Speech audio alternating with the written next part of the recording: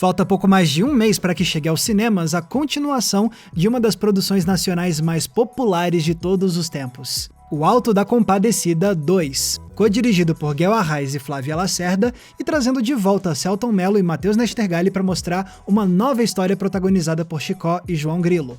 Por conta disso, tem gente aproveitando este ano para rever a produção anterior e refrescar a memória em preparação para a parte 2. Mas e se eu dissesse que você poderia incrementar esse esquenta ainda mais vendo as outras adaptações de O Alto da Compadecida? Pois é, muita gente não sabe, mas essa peça clássica de Ariano Suassuna tem sido adaptada para as telas desde os anos 60, passando por astros da comédia nos anos 80 e chegando às duas versões lançadas pela Globo na virada do milênio, que é a que a maioria de nós conhece hoje em dia.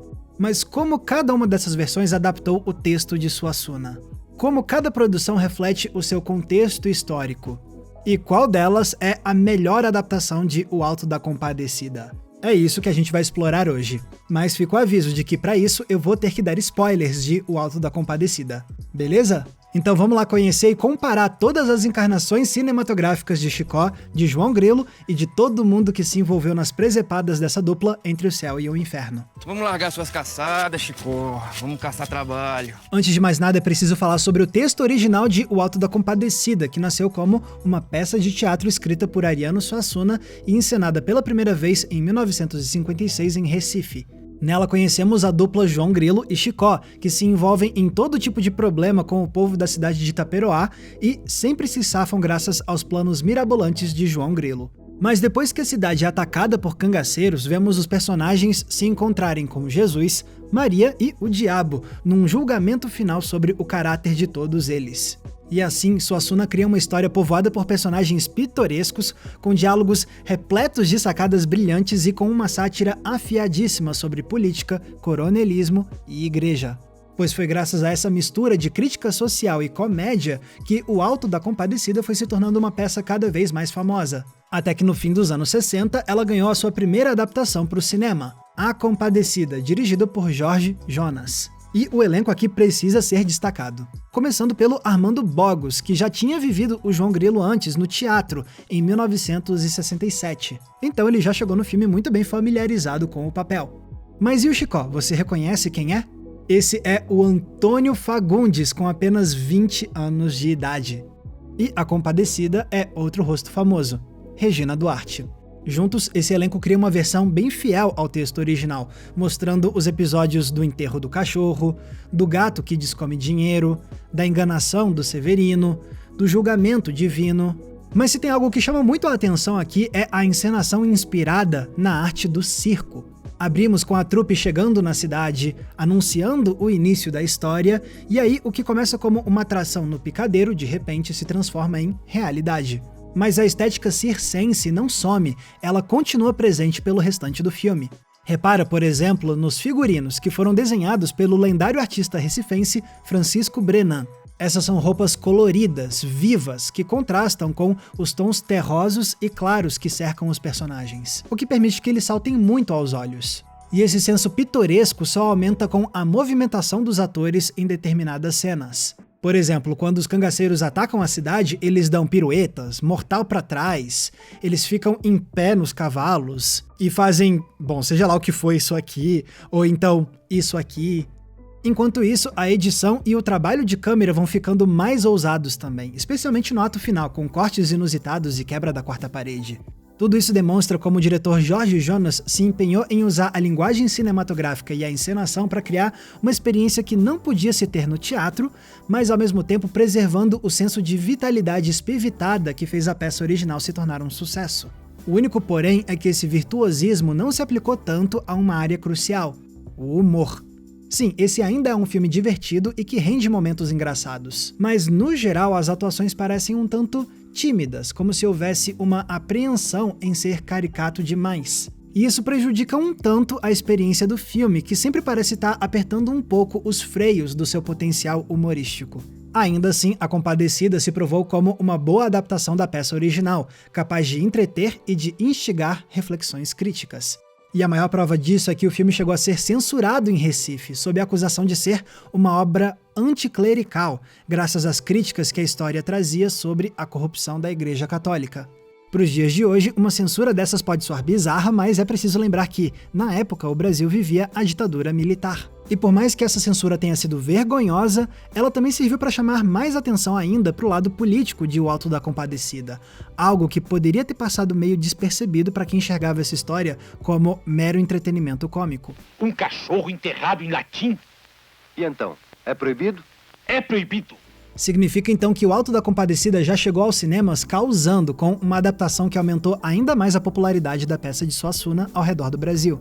E assim, essa história se manteve relevante o bastante nos anos seguintes, a ponto de inspirar uma nova adaptação nos anos 80, uma que foi estrelada pelos maiores nomes do humor brasileiro na época, Os Trapalhões. Em 1987 chegava aos cinemas Os Trapalhões no Alto da Compadecida, dirigido por Roberto Farias. A ideia de unir os Trapalhões e a peça de Suassuna foi algo que combinou muito com a proposta dos filmes desse grupo na década de 80. Depois de terem passado os anos 70 lançando paródias de histórias famosas da literatura estrangeira e de produções de Hollywood, o grupo chegou nos anos 80 apostando em mais histórias que tivessem conexão direta com o Brasil e com a nossa cultura. Eles adaptaram um musical de Chico Buarque, viajaram à Serra Pelada, falaram de cangaço e até se uniram ao Rei Pelé. Então faz sentido que, nesse esforço, eles tenham decidido adaptar uma das mais aclamadas peças de teatro brasileiras das décadas anteriores, especialmente uma famosa por ser tão engraçada.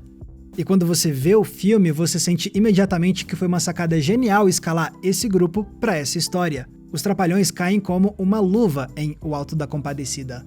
Didi, o eterno malandro, é a escolha certa para fazer o João Grilo. Já o Dedé interpreta o Chicó com uma sensibilidade surpreendente. O Zacarias ajuda o padeiro a ficar ainda mais caricato. E ver o Mussum interpretando Jesus é fascinante, mostrando um lado diferente desse ator que encarna muito bem o ar de autoridade e de compaixão que o personagem pede. E sendo especialistas em comédia, os quatro conseguem trazer performances muito mais divertidas e expansivas do que tínhamos visto na versão anterior de 1969. Mas o fascinante mesmo é perceber como os Trapalhões se adequam ao texto de Suassuna. Não fica a impressão de que o filme tenta mudar demais a peça original para ficar com a cara dos Trapalhões. Eles poderiam, por exemplo, ter inserido muito mais cenas de comédia física e pastelão para combinar com as outras produções do grupo, mas isso ficou bem mais contido dessa vez. Ou ainda poderiam ter descaracterizado os personagens e deixado a impressão de que estávamos vendo não o João Grilo, mas sim o Didi, não o Chicó, mas sim o Dedé, e assim vai. Porém, isso não acontece e é porque o filme trata o texto original com reverência, fazendo os protagonistas serem uma mistura equilibrada entre os Trapalhões e os personagens de Suassuna. Por isso, sentimos que estamos vendo um grupo que já conhecemos, mas por um ângulo um pouco diferente. É verdade que, comparada com a versão anterior, a dos Trapalhões não chega a ter uma direção de arte que salta tanto aos olhos, com exceção da cena do julgamento no final. Além disso, aqui também não tem aquele trabalho de câmera e de edição mais ousado da adaptação anterior. Porém, o que a versão dos Trapalhões trouxe com mais força mesmo foi o humor, que é onde está a verdadeira alma dessa história. O resultado é uma adaptação que parece captar ainda mais a essência da peça de teatro e potencializa o alcance dessa história ao encená-la com o grupo de comédia mais famoso do Brasil na época.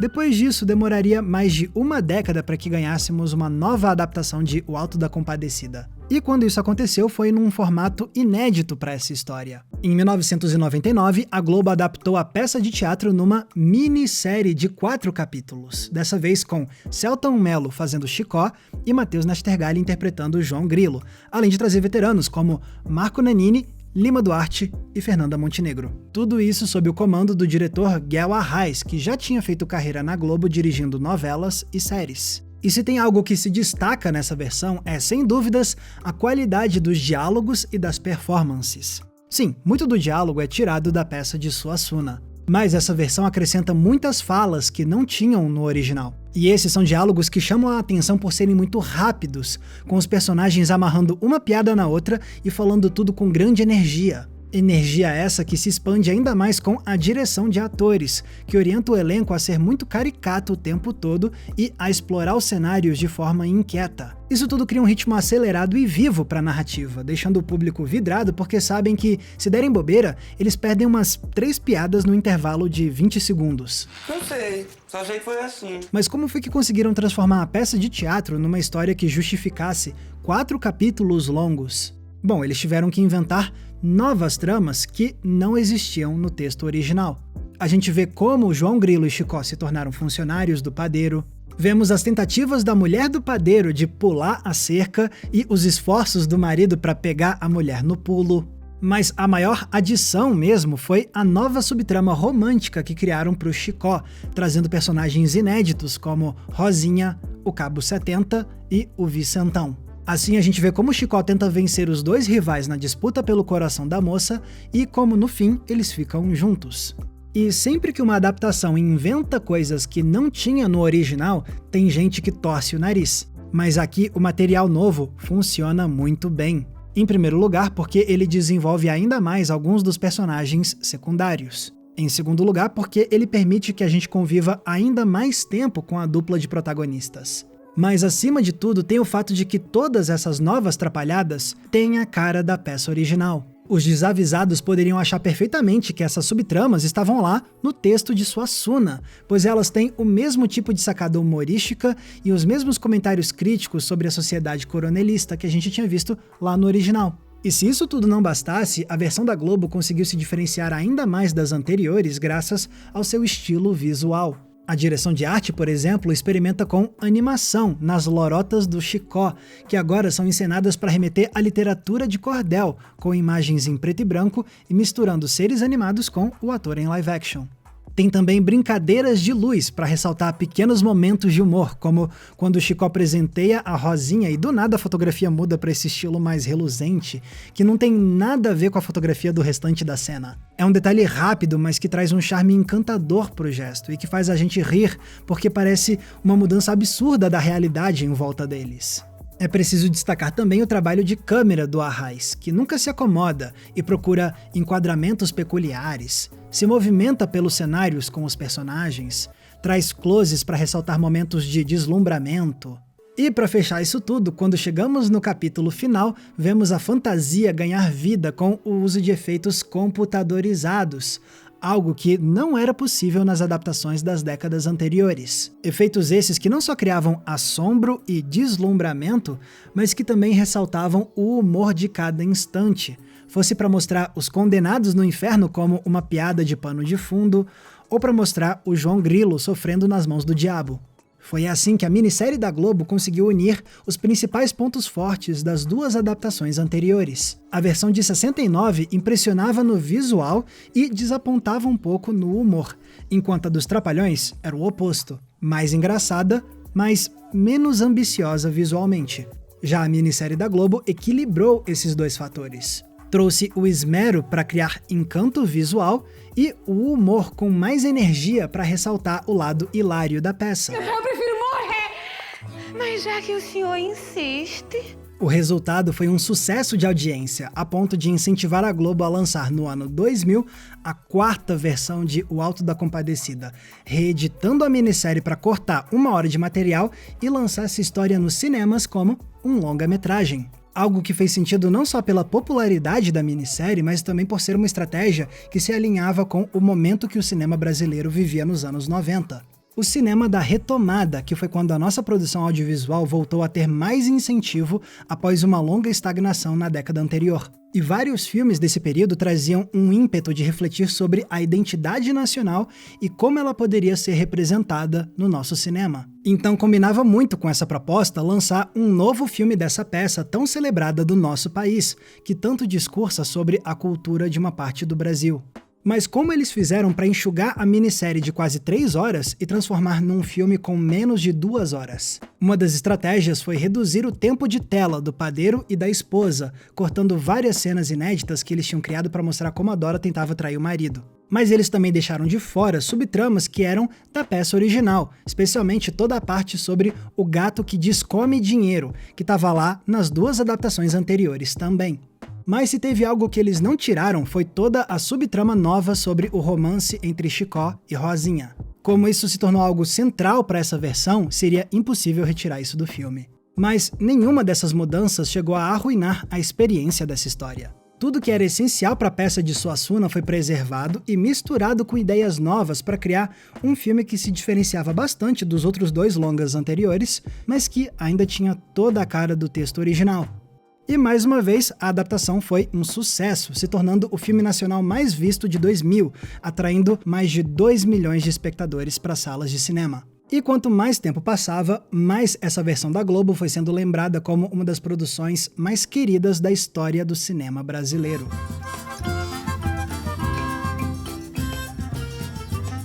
Achou que não tinha mais nenhuma versão de O Auto da Compadecida pra gente analisar? Errou, porque tecnicamente existem outras 2 versões de O Auto da Compadecida que merecem destaque. Acontece que, em 2019, a Globo quis comemorar o aniversário de 20 anos da estreia da versão deles de O Auto da Compadecida. Então eles lançaram versões remasterizadas, tanto da minissérie quanto do longa-metragem. Agora, as imagens eram em widescreen, tinham mais resolução e um tratamento de cor que ressaltava mais o contraste das cores. Mas a maior mudança mesmo foi no ato final da história, já que eles refizeram todos os efeitos digitais, do zero. E a diferença é notável, dá pra ver que os efeitos ficaram bem mais refinados mesmo. Além disso, eles trocaram figurantes que representavam condenados no inferno e querubins no céu por ilustrações animadas. E isso tinha o potencial de criar algo estranho, com efeitos que destoassem das imagens gravadas décadas antes. Sabe, que nem quando o George Lucas meteu um monte de efeitos digitais na trilogia original de Star Wars? Mas, felizmente, isso não aconteceu em O Auto da Compadecida, já que os novos efeitos se mesclaram perfeitamente com a direção de arte e com as texturas reais filmadas no fim dos anos 90. E é dessa forma que a Globo quer que o pessoal veja O Auto da Compadecida hoje em dia, já que são essas remasterizações que estão disponíveis no Globoplay. Quem quiser ver as versões anteriores, com os créditos de abertura originais e os efeitos especiais mais antigos, vai ter que procurar em outro lugar, tipo nos DVDs dos anos 2000, e aceitar que, para a Globo, as remasterizações são as versões definitivas dessa adaptação.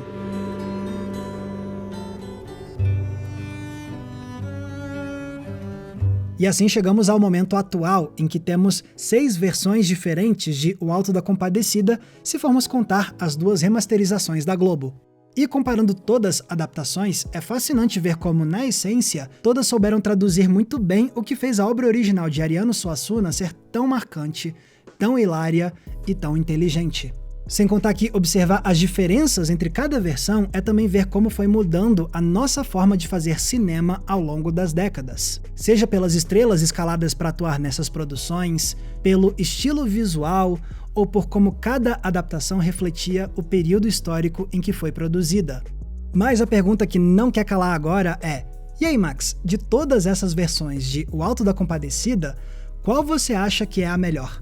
Bom, a minha favorita é a minissérie de 1999 na versão não remasterizada. Se a adaptação comandada por Guel Arraes é a que mais me conquista, não é por mera nostalgia, mas sim pelo que eu comentei agora há pouco, sobre o equilíbrio que essa versão alcançou entre o encanto visual e o poder do humor, como as versões anteriores não tinham conseguido equilibrar tanto, a meu ver. Tá, mas por que eu gosto mais da minissérie do que da versão em longa-metragem que a Globo lançou no ano seguinte? É porque tudo que a minissérie acrescentou na história original fez a obra ficar ainda mais encantadora. Ela dá mais espaço para outros personagens respirarem mais e ganharem mais vida. E ela nos deixa passar ainda mais tempo convivendo com o João Grilo e com o Chicó, ouvindo as suas histórias sem pé nem cabeça e acompanhando as tramóias mirabolantes. E quando eles são interpretados com atuações tão cativantes quanto as desses 2 atores, dá vontade de passar o máximo de tempo possível na companhia desses caras. Então, quando você vê a minissérie e depois parte para a versão reduzida do filme, você sente mesmo falta de tudo que foi cortado. Claro, o filme se sustenta muito bem por si só, mas depois de ter tido um gosto de tudo que essa versão poderia ser, é difícil se contentar com 1 hora a menos desses personagens e desse universo. Tá, mas e por que eu gosto mais da versão original da minissérie ao invés da versão remasterizada de 2019? Em primeiro lugar, por conta da proporção da imagem. O original era mais quadrado, porém a remasterização é widescreen, então para preencher a tela toda desse jeito eles tiveram que cortar pedaços do enquadramento original para fora, o que já me parece uma mudança meio drástica. E em segundo lugar temos os efeitos especiais novos. Por mais que eles tenham ficado muito bons, eu ainda não sou muito a favor desse tipo de retoque digital feito décadas depois. Não é pecado nenhum deixar os efeitos envelhecerem junto com a obra. Sem contar que, por mais datados que os efeitos antigos pareçam hoje, eles tinham o seu charme e traziam boas piadas de fundo que se perderam com a remasterização. Então eu acabo gostando mais da experiência original mesmo. Claro, eu ainda admiro todas as outras adaptações de O Alto da Compadecida. Todas elas têm seus méritos, como já ficou evidente. Mas se fosse para escolher a melhor de todas, eu daria o troféu mesmo para minissérie na versão original. Pois bem, agora resta esperar mais algumas semanas para ver como vai ser o retorno desses personagens com O Alto da Compadecida 2, que estreia nos cinemas em 25 de dezembro de 2024. Confesso que eu fico um pouco apreensivo por saber que dessa vez eles não vão ter um texto do Ariano Suassuna para usar como base. Mas vendo como a versão anterior soube inventar histórias novas que tinham a essência do texto original, eu acredito que é bem capaz que a parte 2 consiga fazer jus à peça que mudou o teatro, a TV e o cinema do nosso país. Torço para que assim seja, porque O Alto da Compadecida é que nem o João Grilo. Quando a gente acha que ele partiu, ele retorna outra vez para nos fazer rir um pouquinho mais. E se o novo filme souber fazer isso, como fizeram os seus antecessores, com certeza vamos ter motivo para comemorar. Galera, muito obrigado por terem conferido o vídeo de hoje. Mas e vocês? Vocês já tinham visto essas outras versões de O Alto da Compadecida?